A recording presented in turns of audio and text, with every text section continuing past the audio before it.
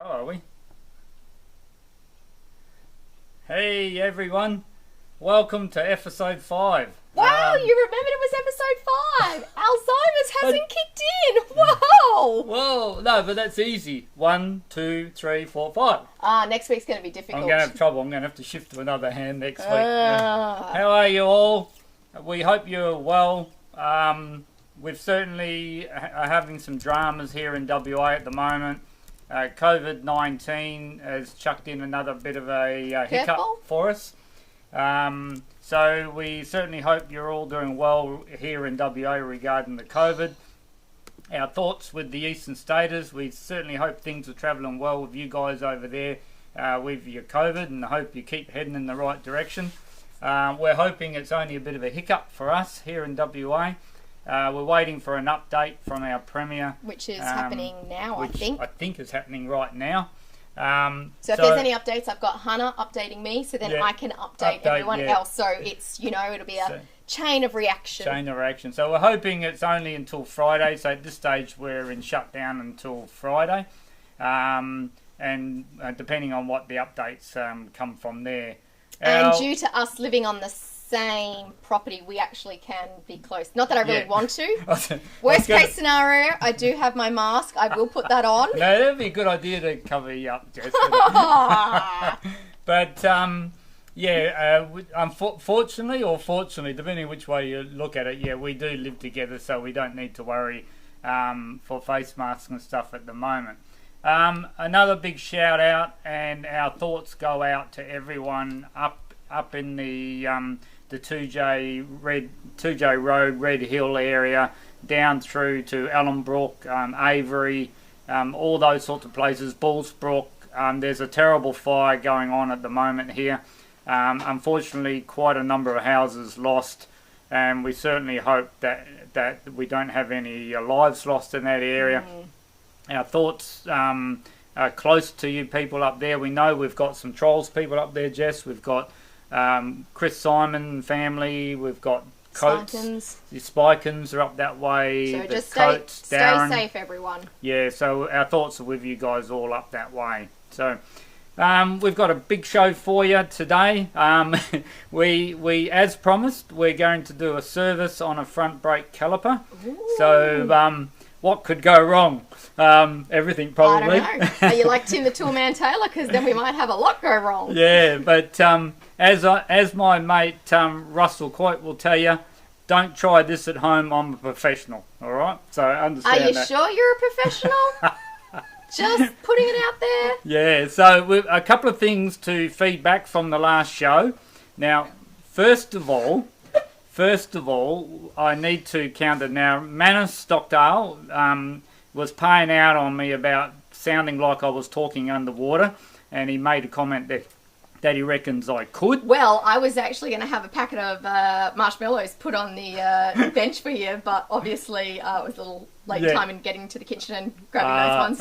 Probably the kids have eaten them all, eh? Well, that's true. But the truth of the matter is my tech man didn't quite set up the delay for the mic, so it actually is his fault, not mine. So there we go. The other thing is I got some great reviews on your performance, Jess, on the bike review. Really? Yeah. Oh, we're just going to have a Jess bike review maybe every week, and I'll just pull something out of nowhere. People were astounded with those thingy-bobs and the whatchamacallits. Well, they are very, very critical and important parts of the bikes when you need to ask for that whatchamacallit, because that thingamabobbity isn't just doing what it's supposed to do. So, so great there. And the other thing, just to remind you, we are delivering. Neil talked about the bike pre-event check sheet. So he's done his job. Now that is up on the website. So if you go to our website, motod.com.au, there is a new resources tab on the right-hand side of the page. Click on there, and you'll be able to pick up your pre-event bike checklist. Wow, don't you sound fancy saying all that. Fancy Nancy. Jesus, he remembers the episode, now he remembers all the website details. just so you know, just let the viewers know that I keep going to the wrong camera. It's not them. Instead of going to to Jess like this, I keep going straight to the other one behind her. Oh, you're going to Jess. the workshop one. Yeah. Just that's So, the thing. so you're trying to cut Jess out, is I've that got right? the audio right. I'm getting the cuts badly done. Oh Jesus, we're gonna have to just find a new tech man. No, awesome. Is Seb available? But on that resources tab, Jess, keep an eye out on that because we've got heaps more. It's going to be starting to turn up on that resource tab. So some general information that you're chasing all the time. And the other bit of feedback I've got, I've had a request from Paul Peacock to cover basic toolkits that you would take to an event. And I'll also add into there the basic spares that I would normally take to a trial. Now, I'm not talking about what I take in my beta van. That's There's a bit a different. lot of spares in there. But my general recommendation as a minimum requirement for you to have it handy for a trial so you don't miss out on your ride. That's the important thing. That's it. Okay, any other feedback, Jess, from your side of the fence? No, not at this stage at the moment. So I'm hoping, fingers crossed, I can get some social media posts. But my plan of having it done this week got a little bit interrupted, so I'm still having to play mum and work at the same time. Yeah. Like a lot of us are doing, like I'm just not the only one. But Talk about first world problems. The Eastern States has had it far worse. Far worse. well, that is true. They have. But I'm just a little bit slower at this stage with kickstarting the social media. No year. problems, no cruising. Okay, well, what we'll do is we'll go to the front brake caliper service. I won't do the whole thing because time won't permit because I'll get counted down to my 10 minutes. I'm sure Jess is on to me already. Yep. But 23 minutes to go. But I'll just show you the basics of it and then you can go from there. Okay. So I've got one here ready to go. Here's one I prepared earlier. As they say, here's one I prepared earlier. So I've removed the whole brake caliper system here with the front brake master cylinder line and everything on one. Now, depending on what you're going to be doing, there's a couple of different ways. If you're going to do, now we did cover at the last one I think it was last week. Yeah, it was last week. We did the front brake master cylinder.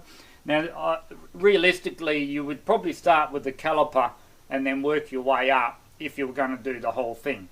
But the most important thing to do before you remove the caliper off your fork leg, then it pays you just to crack this bolt here that holds your caliper together. Crack the one that holds your brake pads in here. And how do you crack that? With a spanner. Just making sure. Or smack it with a hammer, you know. And also, if depending on whether you're going to be taking the line off, just crack your line that holds your the nut that holds your line on, and also your bleeder nipple. It just makes it easier when the thing's bolted firm to your fork leg there. So first thing to do, let's remove the brake pads. If I can get some spanners here. So now with this particular caliper, now the caliper we're servicing here is a caliper that splits in half. Now you can get a caliper which they call a monoblock, which you can't split in half. So we'll do one of them at a later date. So first of all, now I've got my trusty tray. Jess, what's my tray for? Oh, your tray is to put your parts so you don't lose them. Haha, Exactly. see, I remembered something from last week. And what's the other reason? Well, you might want to have a roast dinner. No, not quite. It's because when I'm putting them all back on, if there's anything left, I know I haven't put it all back on. Well, that is true. Now, these are your brake pads. Now, what you want to do is get these brake pads and get them as far away from brake fluid as you can. Don't put them anywhere near them. So we'll put them out the way. Okay. Now, if you're going to split your caliper, now I'm not sure how we're going for our angled You want shot. it down off top? What's that? There you go. We're here. Spot on. So when we're going to split this caliper in half. Now normally when you're putting your brakes on, this is what they call a 4-piston caliper. So it's got 2 pistons either side, so that's what they call a 4-piston caliper. Now when you pull your brakes on, these pistons, the hydraulic oil will push these pistons in. Now at the moment they are quite flush, so you won't be able to get anything on it. Now, unless you've got a specific tool to remove them, they can be quite difficult to remove. So normally what I would do is pump the brakes like such. If you pump the brakes, you can pump those pistons out. Now you can see one's already starting to move out. Can they see it, Neil, with your dad's... Lift it up a little bit higher. Yep. And away from you a bit. That way? Yeah, that's it. How's that? Yeah, it's a bit too dark. They won't see Too it. dark, yeah. So We'll take a photo a little bit later and show what you mean by pumping them out. They'll see them. So what you can do is you can pump them out. Now what I do when I'm pumping them out, if you grab your 5mm Allen key, it normally fits perfect. There's a little bit of a groove in here. You can pop that in there like that, and it won't fall out. And you can pump your brakes, and the pistons will come all the way out to touch there. So I'll just do that a bit, and then that. And you don't want them to pop out?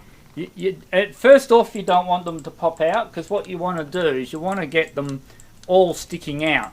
Now the reason I'm going to get them sticking out far enough, because it depends on what tools you've got at home for removing the actual pistons. So, and you want them to come out evenly, don't you? Not one stuck and then... No. And the other reason for doing this is that if you haven't serviced this caliper for a good some time, one of them might actually be seized. And this is another point with your front brakes, is it's a good idea to get your caliper off and just pull your levers and see that all of the pistons are actually moving. Because you may have come across in the past where you've got uneven worn brake pads, and that is because one of the pistons may not be moving, or even a couple of them mightn't be moving. I've actually had situations where just two on one side is pushing, so you're only pushing the pressure on the one pad only. So that's the idea of doing this. So I'll pump that out, see how we're going. We've got 3 of them have moved, so I can just move a bit more.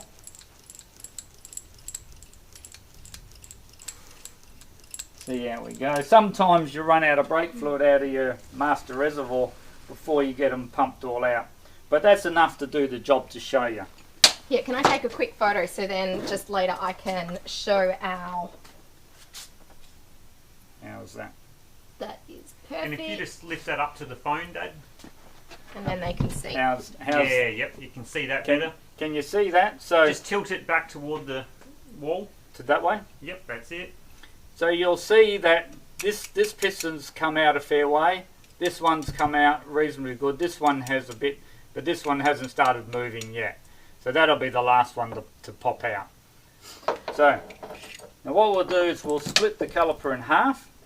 Now I've already removed the bolt that holds the brake pads in here, and that bolt there also holds that together until you bolt it onto your caliper.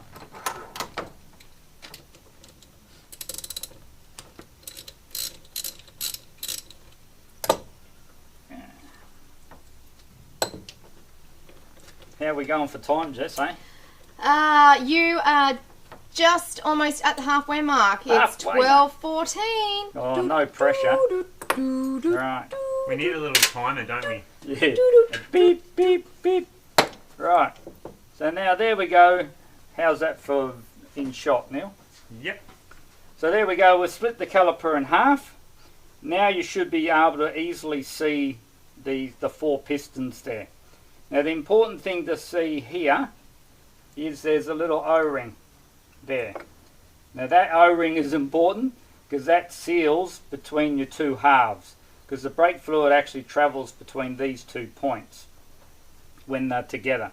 So don't lose that and pay attention to that. Simon, you should put that in your tray. You're going to lose it. Well, I wanted to do something with that, so you probably. But if I put it in there, I won't be able to see it. Well, that's because you're blind. I will put it in there. Now, just to give you an idea, if you've never seen a caliper kit, I've got one here for you. I'll go to the overhead camera. And here's one you prepared earlier, yet again. Now here's one I prepared earlier. So this is your caliper kit. I'll pull it open for you.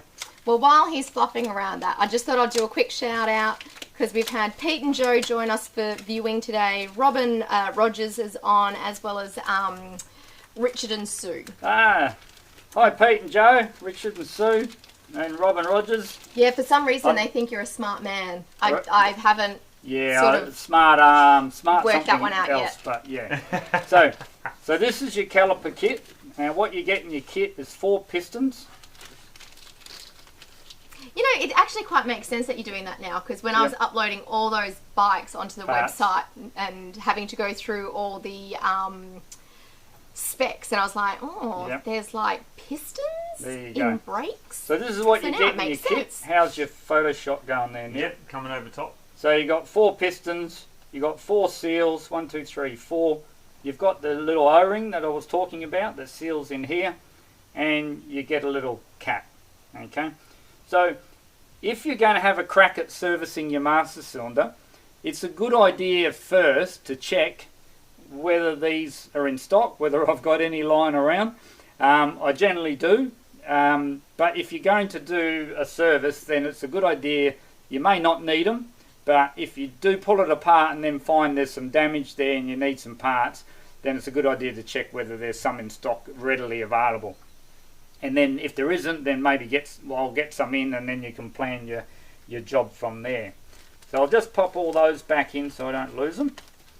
So that gives you an idea of what they are if you've never seen one. Now, these kits can vary somewhere from $60 through to $100 for a kit like that. Right, so if we're going to remove this, I've got, now, it's not ideal, but if you haven't got a fancy tool at home to do the job, now I've got here what they call a blind bearing remover. Is it blind or deaf? No, it's blind. So it's a Simon port. Yeah. So it needs three mice. Yeah, 3 blind mice. So what this does, it's basically it's a bit like your hey, now that's something you might be able to use. Handlebar plug-ins, right? When you put your handlebar plug-ins in, and they have a rubber bit, and you tighten your handlebar plug-ins in, they spread out into your handlebars and you can't pull them out. They'd be a bit big, wouldn't they? No, not necessarily.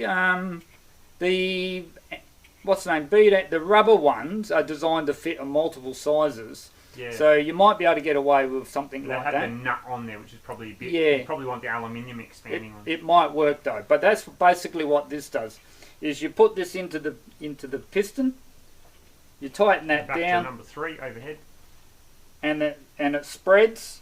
Do you want to just tilt that on its side so people can see? Like that. Just for a moment. How's that? Yep. So you tighten that down. 2 spanners just to nip it up. Get it tight in the piston, and then you can twist it and pull it out. Right. So that's one piston out. And then you just repeat that with all 4 pistons. As I said, I'm not going to do the whole lot because time will permit. Why would you not just use a pair of multi-grips on it? Right, now, good point, Neil. Why wouldn't you use a pair of multi-grips? Oh, because you damage it. Or did someone squish it? Well, you can, right, but it's not ideal, right? It's now, rather dodgy. It is a bit dodgy, right, but I'm not sure what your camera shot's like now. Go back to overhead. Can we point to this seal here? Yep, just lift it up a bit higher. That's it. How's that? This is the seal. Remember the 4 seals I showed you? The seal sits in a groove in here. Now, that seal would be, my guess, at least 1 mil down from the top, right? So, when your piston is pushed all the way down and bottomed out, you've still got about 1 mil, at least 1 mil lip before you hit the actual seal. Now, worst case scenario, and I don't recommend it, but if you haven't got anything fancy to remove them, you can very gently, be careful, just get to the top edge of the piston, and you can just twist them and they will come out. Right? As long as you don't damage too far in, you may be able to remove them. And if they're reasonably easy, but you see that it slips off. And it's quite a brittle material, isn't it? It is. It's an aluminium, and it can damage quite easy. Right? But you can remove them like that. If you're putting a brand new kit in, doesn't matter. You just grab them with anything and pull them out and chuck them in the bin, because you're not going to use them again. But if you're planning to reuse them again, if you do damage the top edge a little bit, you can clean it up. As long as it's not where the seal's going to go, you'll be fine. So we're going to do the service. The next trick to do is to remove your seal. So get 9 minutes left. a seal pick, and Jess is stirring me up saying I've got 5 minutes left. No, 9. 9 minutes left. I thought I only had 10 minutes. Well, that was, you did when it was 12:20. Now it's 12:21. Oh, okay. Right, so I've removed the seal, like so. Remember the rubber grease that we've used when we're servicing our front brake kit? Get a bit of rubber grease. Put some of that on your O-ring. Pop your O-ring back into the groove. Get in the groove.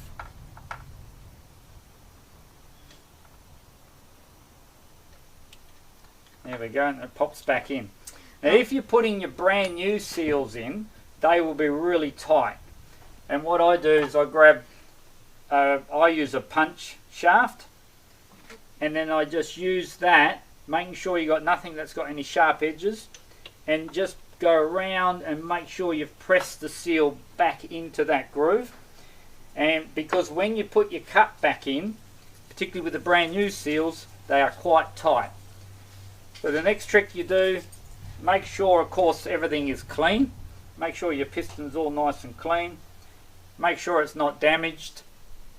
The same with your O-ring. We've just had a question from Richard Baldwin, and he's asked, what about using air pressure? Air pressure's to pop them out, I mean. I'm assuming. Assuming he means to pop them out. So if you want to clarify that, Richard, that would be handy. I wouldn't recommend using air pressure to pop them out, because once you've got one popped out, you've got nowhere else to go. You won't be able to seal them. It'll take the path of least resistance, push out the easiest piston, and that's it. Yeah. It's too fast. And the other thing is you're dealing with brake fluid, and you've got brake fluid spurting everywhere in your eyes. Need safety goggles on. That sort of stuff. So I wouldn't recommend it. When you, of course, I forgot to mention, when you pop the O-ring out, you inspect it, make sure it's not damaged and all that, make sure it's good. Then lube your piston with the rubber grease. Now what I do is I'll take out the other one so that you can see.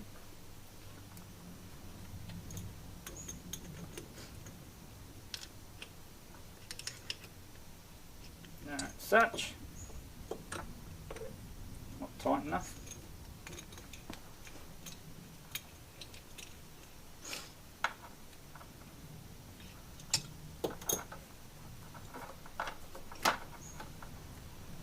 This one's playing hardball. As they say, never work with kids and animals. And what does that have to do with bike parts? This one doesn't want to come out. It's been a crazy animal. Yeah. Spin it the other way. The left-hand thread, not a right-hand thread. No thread at all. Yeah. Yeah, that one. And sometimes these pistons can be really stuck in. Well, just so you know, you got 5 minutes now, Simon. Well, it looks like the show's going to go over. Oh. And I just had an update. We've had our second Naught day. Oh, really? Yeah, so another day of consecutive community transfer. So. Oh, that's fantastic. Fingers crossed we can keep going that way. Actually, this one will be probably easier to I was going to say, don't talk about that. Talk about anything other than that. Oh, it's a bit of good news. It is positive, this. Okay, Mattis has just popped up a little question here. Oh, yeah. Not talking underwater today, Manus. No. I hope. But he's said that air pressure works okay on a single piston car caliper. Oh, yeah. Wrap the whole thing in a rag for safety. Yeah, good idea. Good idea. And welcome aboard, Manus, for joining the show. Right.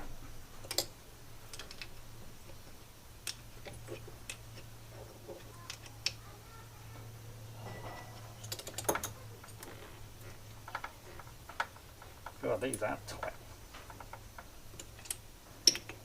Do, do, do, do, do, do, do, do, do. Try to just think of some interim thing to pass time. Yeah. There we go. You got it? Got him. Finally. Right. So, what I wanted to show you is once you've serviced all your O-rings and your pistons, before I put them back together, what I do, obviously you clean them all out and you're cleaning all the old brake fluid and everything like that out and putting new brake fluid and everything in. What I do is before I put them back together, I top them up with brake fluid. I don't know if you remember like I did with the front brake master cylinder. Just top them up to the top, like such. Then pop your pistons back in and be gentle because the brake fluid's going to come out of this hole here and squirt you in the eye. So you just gently work it in so it's started on the seal. Do the same with the other one. A little bit messy, that's why I've got the rag here. Just work it into there. So now I've got them both started on the seals. I do the same with the other one and then I use my O-ring, put my O-ring back on, and then you put the two halves together. Then once you've got the two halves together and everything, then you push your pistons all the way in so you can get your brake pads in. And what that does is push all your brake fluid out and up your line, and then that way you won't have any air trapped in your caliper.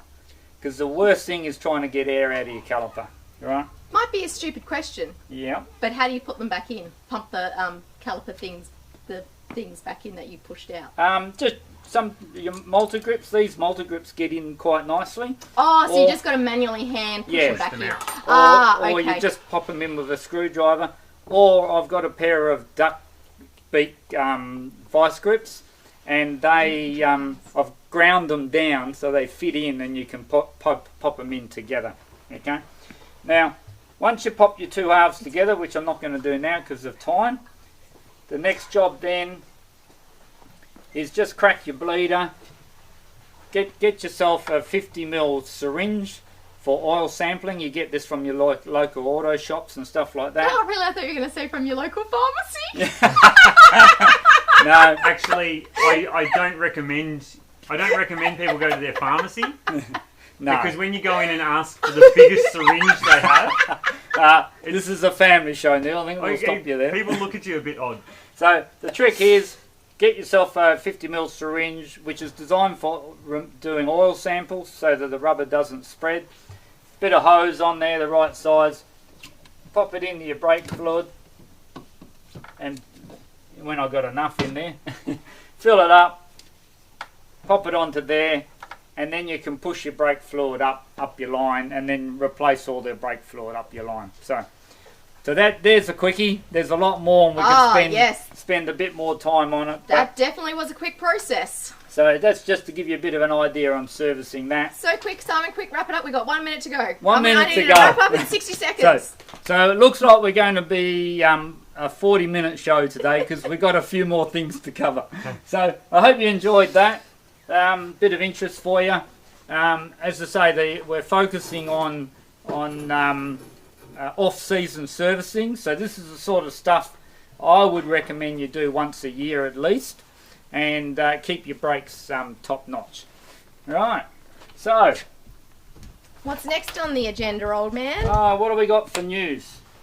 So current news at the moment, Gas 2021s have landed in Australia. So Woo-hoo! And they're about to land on our website in, I'd say, around about 3 o'clock. 3 o'clock. So there you go. If you're interested in a new gasser, I believe the club calendars are out in draft. If not being published shortly, the Pathfinders were having their club meeting tonight, but they're not now, obviously. Oh, they could have a Zoom meeting. So yeah, I'm sure the committee will be zooming and working on the calendars, so that won't be too far away. Now, Jess was going to do some modelling for us last week. Oh yeah, I was. So you're going to do it today. Oh, I'll do it today. Okay. So what we've got is some back protectors in, some new back protectors and chest protectors. Very fancy back. Oh no, this is the chest protector. Yeah. Has the back protector on the back, and as you see, it's got nice paneling, so it'll give grape shape to your figure when you put it on. Comes with a zip and elasticized waist, so it shall fit. Is it in black so it's slimming? Yes. Yes. Yeah, Definitely. Yeah. So you undo your zip. And as Jess is putting that on, you can get these in two variants. This one is the chest and back protector, or you can get just the back protector if you like. They come in 6 sizes, so there's 3 sizes for kids and 3 sizes for adults. You go small, medium, large, extra large, and then double extra large. So, which way? Front or back? I think you better turn around because So you can see on the back, it's got a back protector. In the FIM, these are becoming mandatory now. They've got your kidney protection here. Which actually adds to that slimming effect for your waist if you shall choose to have that. Danger. And Jess, you can talk about the front. And then the front, as I said, it's got nice paneling here, so it should give shape. And look, it even comes with things. If it's a bit lower, it might have enhanced your abs underneath your shirt. So would that give me a 6-pack? Well, you'd have to just push it down a bit. But it is great because it actually, even though it was up high there, but when you push it down, you know, it doesn't creep up that bad, and it's actually comfortable to wear. Yeah, awesome. Even when you sit, so we'll pretend I'm sitting on a bike, on a chair. Yeah. It's not too bad. It's fine. It's lightweight. It seems like it's going to be breathable. And again, zip it off. Easy access. Yeah. Awesome. And there's a couple of gentlemen who've already bought some off me, so I'm waiting for some feedback on what they think of them. It would be really handy to know. So it doesn't feel like it's going to be uncomfortable to ride. Like if you were to say, oh, you know, chest plates and that. So. And I was thinking extreme enduro guys, Neil, what do you reckon? Would they be interested in that sort of stuff? I don't really know, to be honest. Yeah. It's nice and light. Yeah. It'd be very good for light. training in general. Training in general, yeah. I'd say it wouldn't even hit a kilo. Yeah. If that. And also we've got some new helmets in. Again, I'll get our luscious model. Ooh, luscious! You want to come over here? Woo-hoo. And these are the new Jitsi ones? Yeah, now there's this particular one here is what they call the H2. And this is the fiberglass version. It's like the mid-price range at $295. 880 grams, and they've improved all the venting on the side, and they look quite specky. So lots a bit wobbly because someone didn't get me the right size. No, you're not having this one. This one's too nice. I actually quite like the colours. I can't have it. It's too nice. I need something with pink anyway to match my bike. My pants. Yeah. Oh, what colour's a TRS bike? Yellowish. Ooh. Oh, that's got some yellow in it. Did you know that? And, I should, but I haven't. I don't think I've uploaded those on the website yet. Yeah. No worries. And these are up on the website. We've also got the new range of the HT1, which is the polycarbonate shell. They're at $195, and very similar in the venting, improved venting and all that sort of stuff. So if you're interested comfy on, and felt good. No worries. Cool. What else is happening? So... wouldn't you just hate it if I dropped the helmet? Yeah, you don't do that. Now, next show. What was I going to do for the next show now?